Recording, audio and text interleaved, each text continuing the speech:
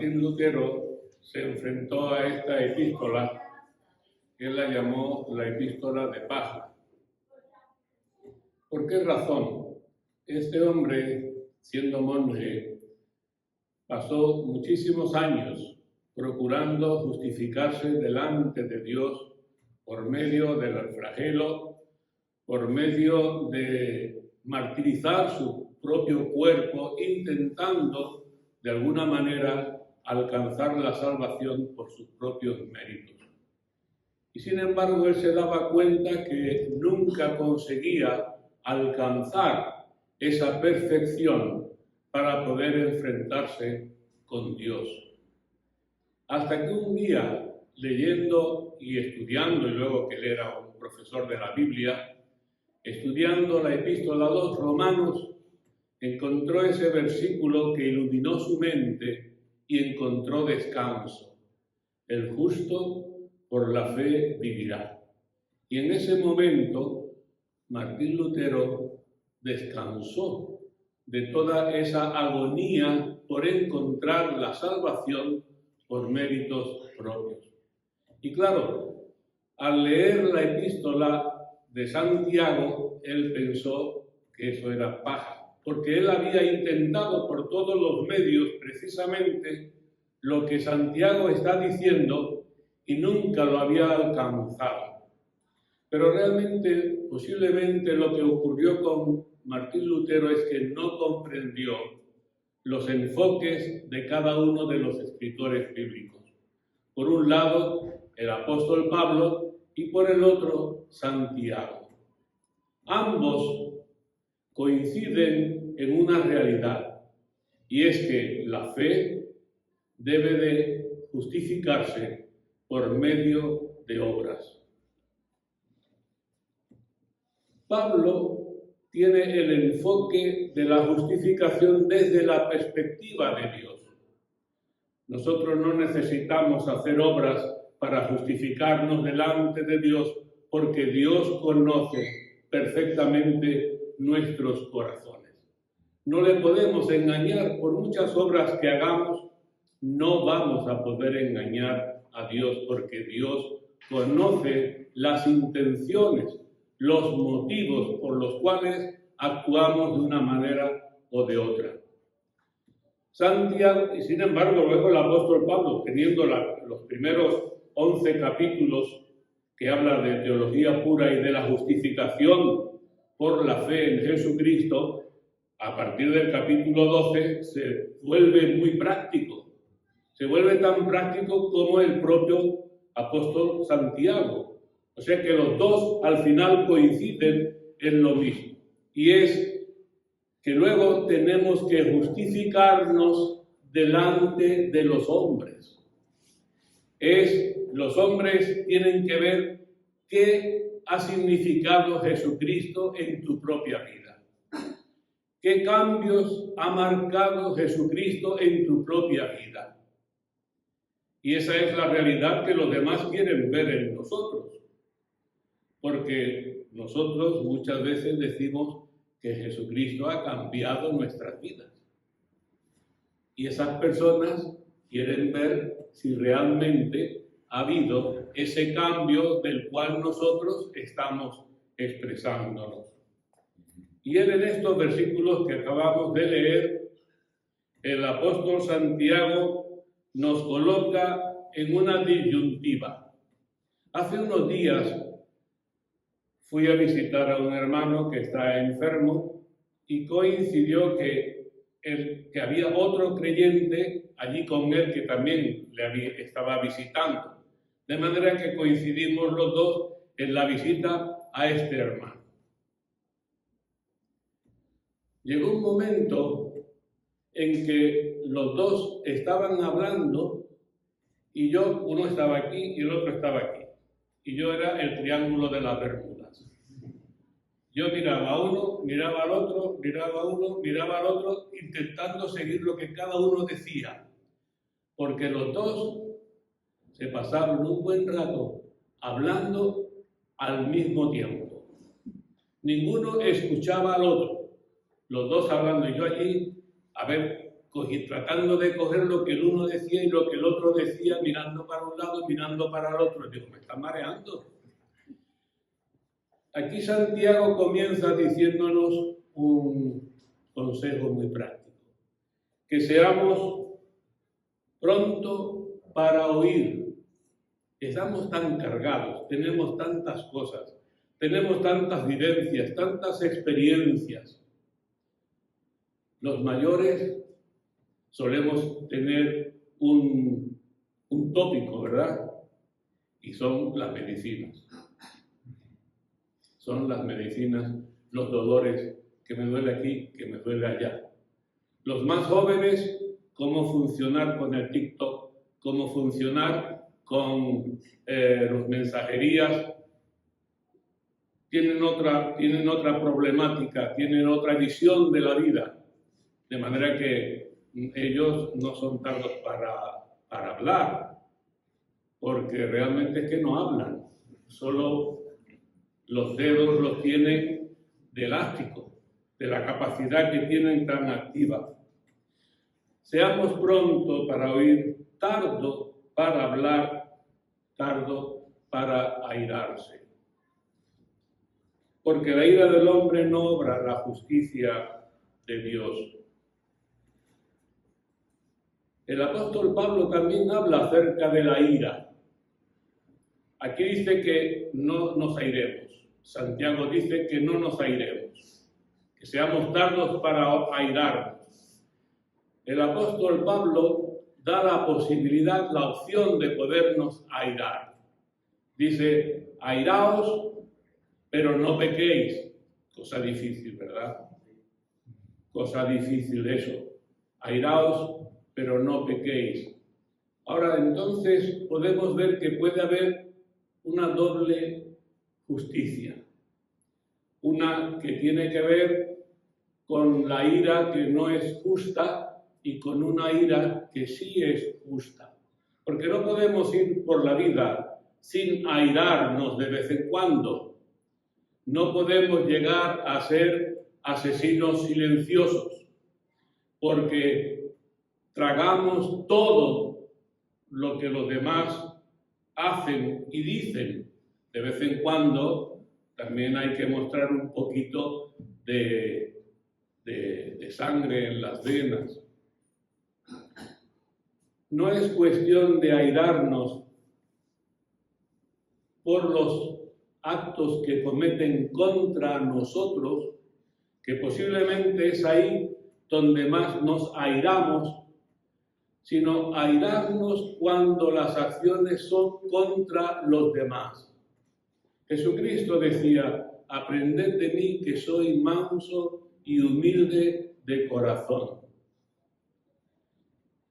Moisés nos dice las Escrituras que era el hombre más manso de la tierra. ¿Habéis leído alguna vez cuántas veces se airó Moisés? No fueron muchas. Solamente en una ocasión se airó Moisés.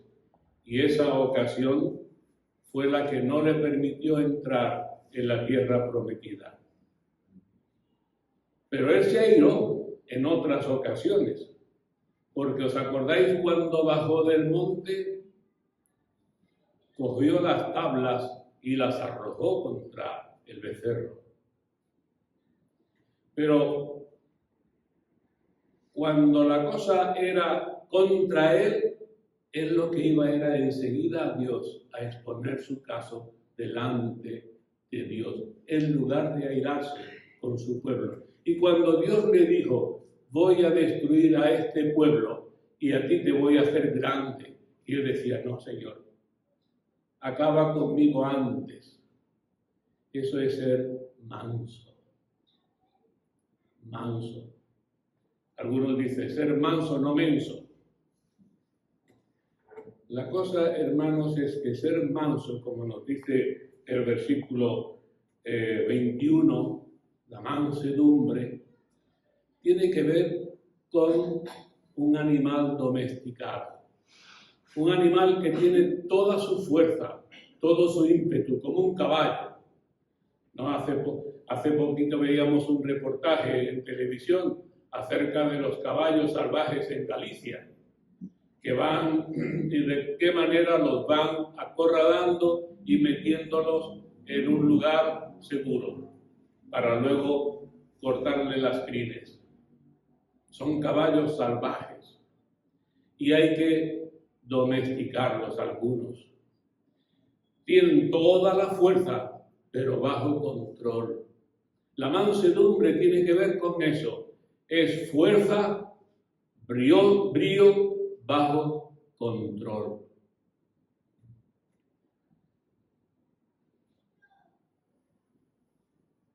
Y Santiago hace el contraste. En lugar de airarnos, en lugar de la inmundicia y la abundancia de malicia, nos aconseja ser hacedores de la palabra y no tan solo oidores, engañándonos a vosotros mismos.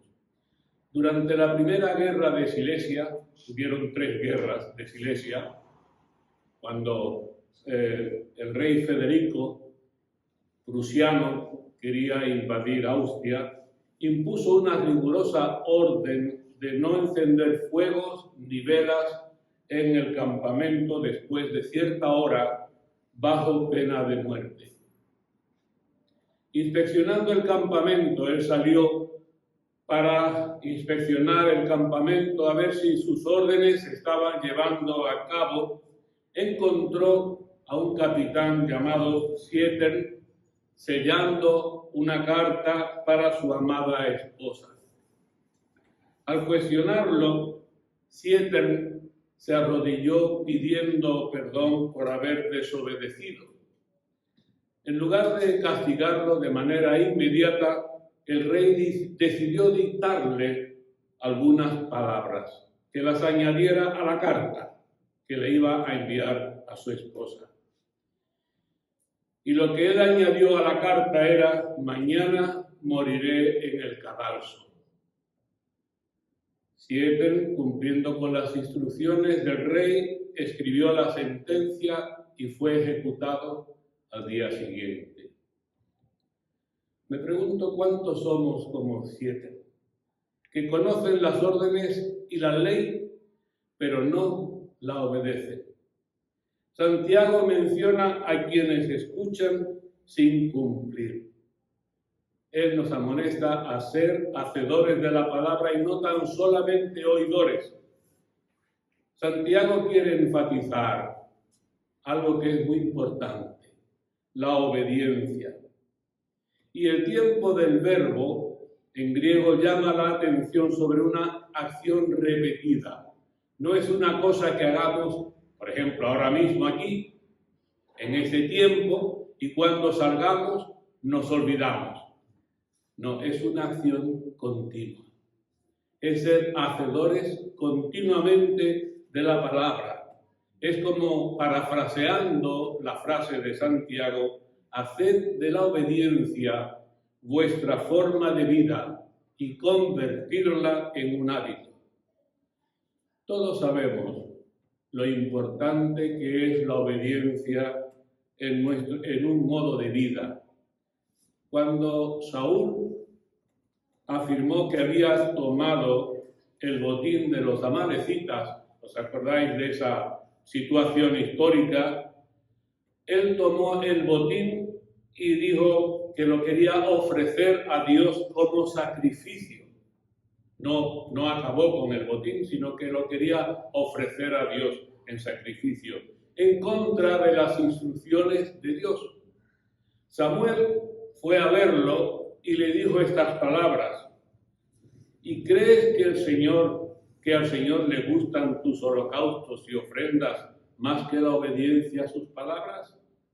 Entiende que obedecer al Señor es mejor que ofrecerle sacrificios, y que escucharlo con atención es mejor que ofrecerle la grasa de los carneros. Y el propio Jesús, el propio Señor, dice: no todo el que me dice Señor, Señor entrará en el reino de los cielos, sino el que hace la voluntad de mi Padre que está en los cielos.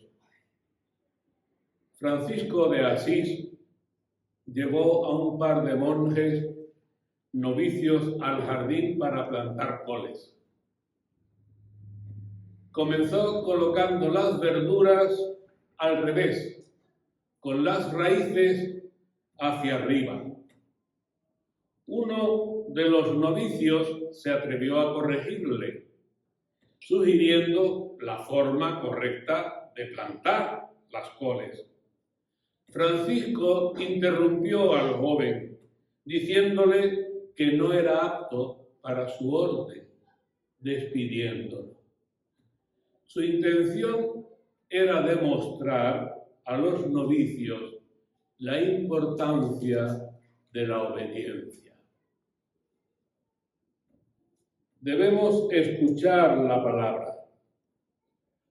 Todos sabemos qué importante es escuchar la palabra, ¿verdad? El Señor Jesús, en la palabra de Dios nos dice que la fe viene por el oír y el oír la palabra de Dios. Y en Proverbios nos dice, el corazón del entendido adquiere sabiduría y el oído de los sabios busca la ciencia. Al interpretar el Señor Jesús la parábola del sembrador, Jesús dijo, mas el que fue sembrado en buena tierra, este es el que oye y entiende la palabra y da fruto y produce a 100, a 60 y a 30 por uno. Santiago nos advierte de la importancia de no solo escuchar la palabra de Dios, sino también de actuar en consecuencia, de armonizar ambas cosas en nuestra propia vida. Reflexionamos sobre lo difícil que es comunicarnos con nuestros hijos cuando son pequeños y le hablamos y parece que andan en su mundo. No nos prestan atención y eso algunas veces nos crea un poco de frustración. Cuando ellos están interesados en sus juegos, en lo que están haciendo, y lo llamas o le hablas y es que ni te oye, no te prestan atención, parece que estás hablándole a la pared y eso te crea una inquietud, una intranquilidad. Hombre, yo quería evitar eso. Pero claro, cuando ese niño va creciendo, pues esperamos que vaya cambiando, ¿verdad? Porque si sigue en esa misma tónica, la cosa se va a complicar bastante. Pensemos en lo que debe de suceder con nuestro Dios cuando Él nos dice las cosas y estamos a nuestro aire. Él le decía a Israel en Deuteronomio, escucha Israel, oye Israel. Esa palabra es una orden, escucha. ¿Por qué? Porque están pendientes de lo suyo. Y hay que llamarles la atención para que oigan, escucha. Y esto es lo que debemos de hacer, escuchar, pero no solamente escuchar como si escucháramos de llover, sino con la intención de hacer lo que Él quiere que hagamos.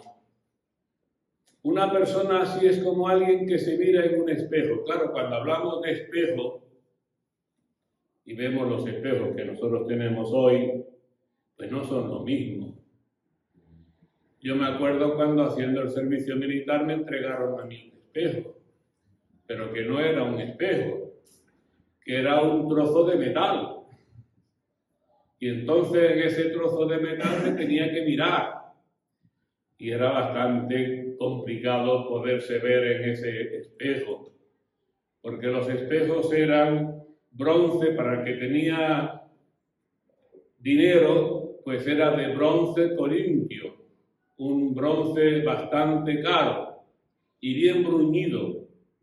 Pero aún y así no refleja lo que refleja un espejo de hoy en día.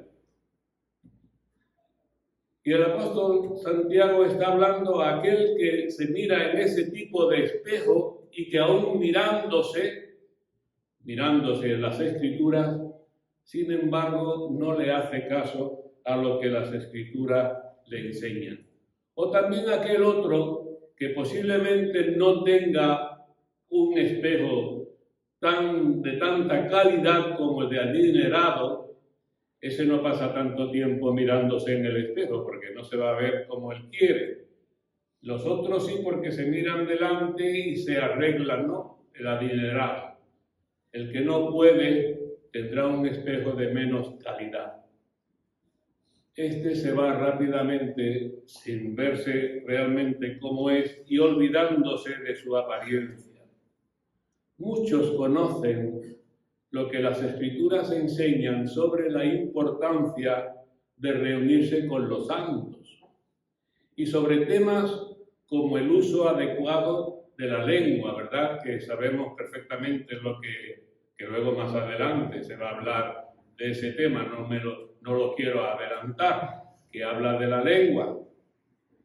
Supongo que como está tan bien lubricada, tiene una capacidad de resbalarse rápidamente, ¿verdad? Decimos muchas veces, este es un secreto, no te lo cuentes a nadie. Y yo pregunto, ¿para qué se lo cuentas? Si luego esta va a ir al otro, a su amigo, y le va a decir exactamente lo mismo que tú le has dicho, lo va a decir al otro. O el trato hacia las esposas. Sin embargo, no actúan conforme a ese conocimiento. Las Escrituras nos hablan específicamente cómo debemos tratar a nuestros hijos, cómo debemos tratar a nuestros esposos y a nuestras esposas, cómo debemos interrelacionarnos los unos con los otros. Sin embargo, qué complicado se nos hace, ¿verdad? Es fácil criticar a los demás. Es que eso da gusto, eso da encanto, ¿no? Decirle a los demás lo que tienen que hacer. Eso significa una cosa, que sabemos lo que hay que hacer. Porque si le decimos al otro lo que tiene que hacer, es porque nosotros sabemos que hay que hacerlo. Y el apóstol Pablo le decía eso al moralista, ¿no? Al moralista que iba con el dedo así y le decía, ¿no te das cuenta? Yo le diría un adjetivo, pero no quiero, ¿no? Porque no estamos en ese plan. ¿No te das cuenta que cuando tú acusas a los demás de lo que hacen, a ti mismo te condenas porque tú haces exactamente lo mismo? Es que hay que tener un poquito de cabeza. Hace poco leía acerca de un teólogo, al cual a mí me gustaba escucharlo, porque todo lo que tenía era en vídeos. Me gustaba escucharlo. Era de estos del corandeo. ¿Saben lo que es corandeo, no? De andar ante el rostro de Dios. Que suena muy bonito, ¿verdad? Y sobre todo en esas palabras, corandeo. Nos deja un poco boquiabiertos. Simplemente significa andar en la presencia de Dios. Bueno, pues este hermano fue acusado por el padre de una chica de 20 años por abusos sexuales. Él tiene 70 años y ella 20 años.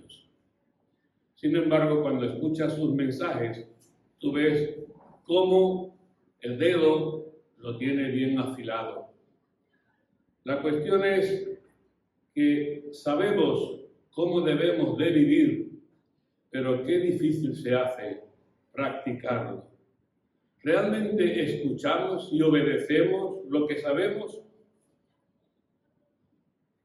Es esencial estudiar las Escrituras con atención para entender sus enseñanzas.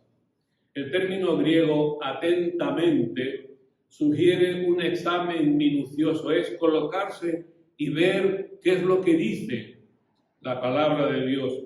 Al hacerlo no solo analizamos el texto, sino que también reflexionamos sobre nuestras vidas. No solamente es ver lo que enseña la teología, qué es lo que enseña la ética, qué es lo que enseña de conducta, es si eso se está haciendo realidad en mi propia vida, si efectivamente está haciendo mella en mí, si estamos absorbiendo lo que estamos leyendo y estudiando.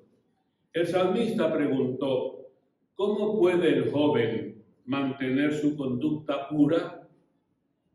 Y él mismo lo responde, vivir conforme a tu palabra. Si no miro atentamente las Escrituras, no podré mantener mi conducta pura ni vivir conforme a la palabra de Dios. El apóstol Pablo escribió, todo lo que se escribió en el pasado se escribió para nuestra enseñanza, a fin de que por la paciencia y la consolación de las Escrituras tengamos esperanza. Santiago aquí se refiere a las Escrituras como la ley perfecta que da libertad. Parece una contradicción, ¿verdad?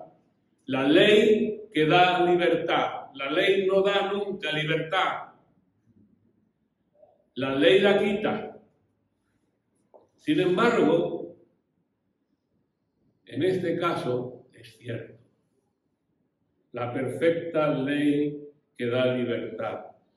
La ley de Jehová es perfecta, dice el salmista, que restaura al alma. ¿En qué sentido esta ley es perfecta? Pues en primer lugar es que no es necesario modificarla. No tenemos que añadirle ni quitarle, ni modificarla con el paso del tiempo porque se ha quedado obsoleta. En la redacción de la Constitución española figura el procedimiento legal previsto para su modificación recogido en el título 10º, artículo 167. Supongo que cuando incluirían ese artículo en la Constitución es que el documento no era perfecto y que en algún momento sería necesario modificarlo. Y prácticamente lo han hecho. En varios artículos ya lo han modificado y posiblemente no como está recogido en ese artículo. Pero no sucede lo mismo con la palabra de Dios. Tu palabra, oh Jehová, es eterna, permanece firme en los cielos. Alguien decía que la palabra de Dios es obsoleta, está fuera de la actualidad.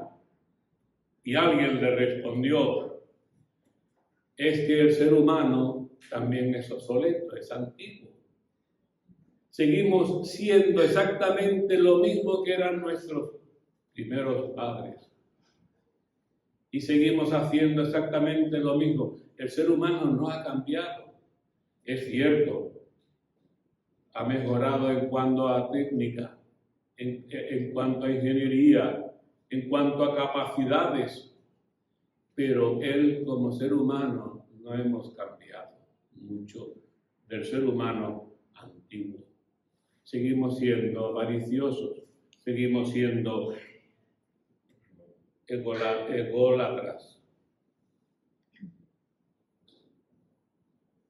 La palabra de Dios no necesita cambiar y la palabra de Dios no va a cambiar.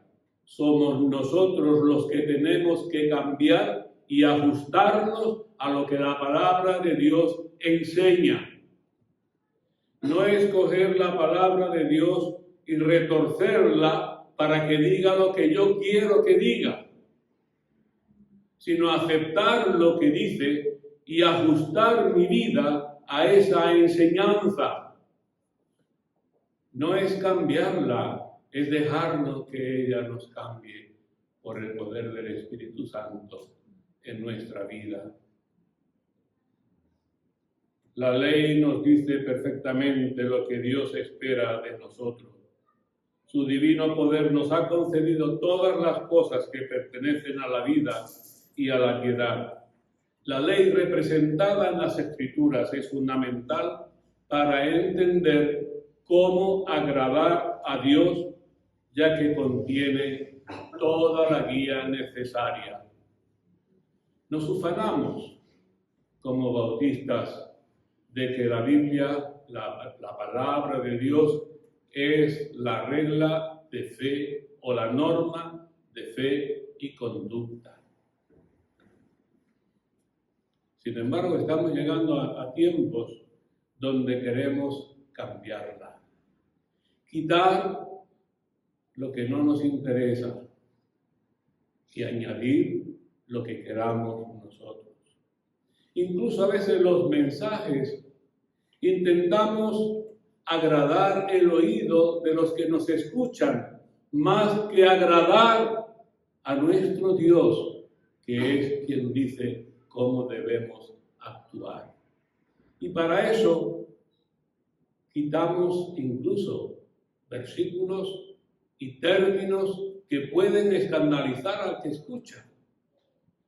Pero tenemos que ser fiel a la palabra de Dios, porque es la guía, es nuestro referente. Es la única manera que podemos navegar por este mar sin que naufraguemos. Aunque hay opiniones que sugieren que la Biblia no es una ley estricta, Santiago destaca su papel normativo. La palabra de Dios establece principios claros que orientan nuestra vida, prescribe conductas correctas y restringe las incorrectas, mostrándonos de manera efectiva el camino que debemos seguir. La Escritura, aunque es ley, trae libertad. Lo interesante es que esta ley trae libertad. Es una forma totalmente distinta de ver la ley. Normalmente pensamos que la ley nos quita libertad. Cada vez que el Congreso se reúne y aprueba una ley, las consecuencias es que nuestras libertades se vuelven menos reales y más restringidas. Pero no es así con las Escrituras. El Señor dice, conoceréis la verdad y la verdad os hará libres. Las Escrituras nos liberan del pecado. La trampa del pecado es una posibilidad muy real. Sabemos que la ley es espiritual, pero yo soy carnal, vendido al pecado. Sin embargo, por medio de la palabra de Cristo somos libres de ese pecado. Observemos nuevamente las palabras de Pablo. Ya no hay ninguna condenación para los que están en Cristo Jesús, porque por medio de él, la ley del Espíritu de vida me liberó de la ley del pecado y de la muerte. La verdad es que las Escrituras, utilizada como herramienta del Espíritu Santo en nuestras vidas, transforma nuestras vidas, transforma nuestras conductas. Incluso, fijaros hasta dónde llega la capacidad de transformación de las Escrituras por el poder del Espíritu Santo, por supuesto. Es que nos cambia incluso en la higiene. En la higiene. Terminamos lavándonos un poco más de lo que hacíamos antes de conocer a Cristo. Incluso crea en nosotros un anhelo por leer las Escrituras y entonces el que era analfabeto se esfuerza por leerla, por aprender a leer, para leerla él directamente de las Escrituras. Conozco personas que eran así, que eran analfabetas, y sin embargo cuando se convirtieron al Señor, el anhelo era tan profundo de poder leer las Escrituras ellos directamente y alimentarse de las Escrituras, que aprendieron a leer. Y solo leían las Escrituras, no sabían leer otra cosa. Tal vez hoy también tengamos que hacer lo mismo. Leer menos cosas y leer más Escrituras. La Escritura nos libera del miedo a la muerte. Jesús vino a liberar a todos los que por el temor a la muerte estaban durante toda su vida sujetos a servidumbre. Jesús nos mostró el camino hacia el Padre, lo que significa que no debemos tener miedo a la muerte. Es importante seguir estudiando las Escrituras. La falta de deseo de estudiar a menudo se justifica con que ya se sabe lo suficiente. Ya somos maestros. Alguien hablando el otro día por teléfono me decía, el maestro liendre, que de todo sabe y de nada entiende. Hay quien lo sabe todo. Hay quienes son teólogos. Hay quienes le dicen al pastor cómo debe de actuar, pero no saben cómo deben de actuar como miembros. Por esto no es ninguna crítica, es simplemente exponiendo algunos hechos circunstanciales de la vida. Quiero decir que ya saben tanto que ya no necesitan estudiar. Y saben una cosa, hermanos, cuanto más estudio la Biblia, más ignorante me encuentro. Más ignorante me encuentro. No sé gran cosa de las Escrituras. Simplemente he rayado la chapa. Pero hay tanto que aprender de las Escrituras. Y cada día las Escrituras se revelan versículos que ya conocen muy bien. En cierto momento, en cierta ocasión, esos versículos brillan con una luz propia tremenda en ese momento, en esa circunstancia. Posiblemente en algún momento de tu vida o de mi vida hemos leído 100 veces ese mismo versículo y no hemos cogido gran cosa de ese versículo. Pero en un momento dado, en una situación, en una circunstancia clave, ese versículo ha venido a ser clave en nuestra vida para afianzarnos en nuestro Señor. Por eso es que hay que estudiarla. Y no solamente estudiarla, sino aprenderla de memoria. Es crucial dedicar tiempo al estudio personal de la Biblia, ya que las reuniones no son suficientes para crecer en madurez. También es vital poner en práctica lo que aprendemos y tener la voluntad y hacer la voluntad de Dios. Jesús llamó a quien hace esa voluntad un hombre sabio. Todo el que escucha estas palabras mías y las pone en práctica es como un hombre prudente que edificó su casa sobre la roca. Jesús llamó al hacedor, al que hace la voluntad del Padre, lo llamó que forma parte de su familia. El que hace la voluntad de mi Padre que está en los cielos, ese es mi hermano, mi hermana y mi madre. Voy a terminar con una anécdota. Le voy a decir unos nombres que, solamente los voy a referir para poder hacer la ilustración. John Kenneth Galbraith, un conocido economista, estuvo de asesor económico en algunos de las presidenciales de los Estados Unidos. Este economista escribe en su autobiografía sobre la obediencia que mostró el ama de llaves de su familia, que se llamaba Emily Gloria Wilson. Un día el señor Galbraith llegó a casa y le pidió a su empleada doméstica que atendiera las llamadas mientras él se echaba una siesta. Y luego dicen, ¿no?, que la siesta nada más que la echamos nosotros.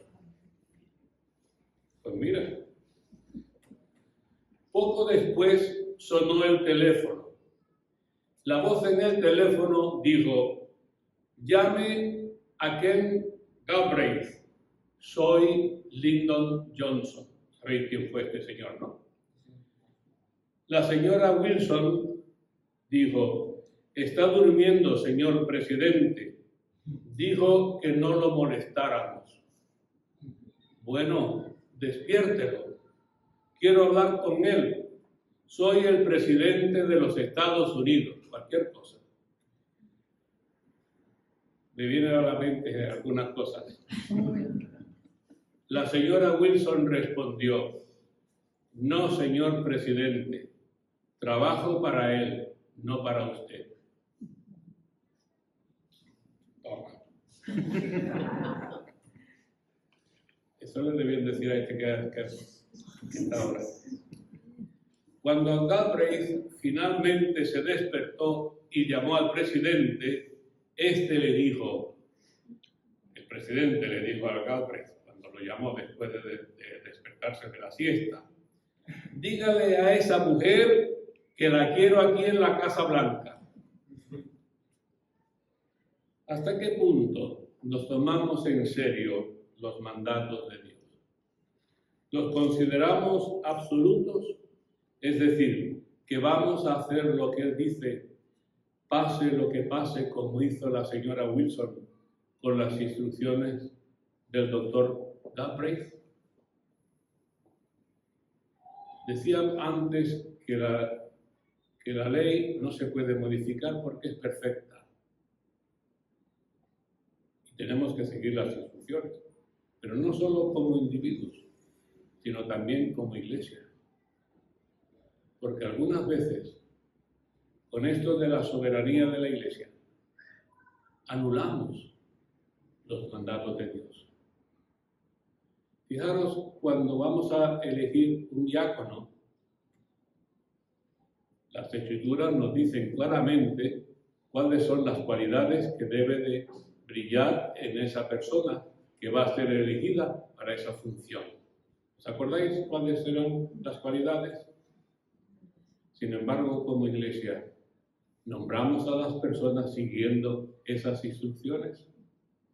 ¿O las nombramos a veces porque nos cae en gracia, porque es nuestro amigo o nuestra amiga, o también porque si la nombro a ella antes que a mí, pues yo me libro y la cogen a ella?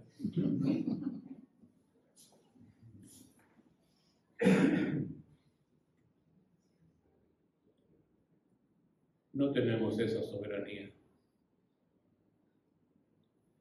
Dios bendice a los obedientes.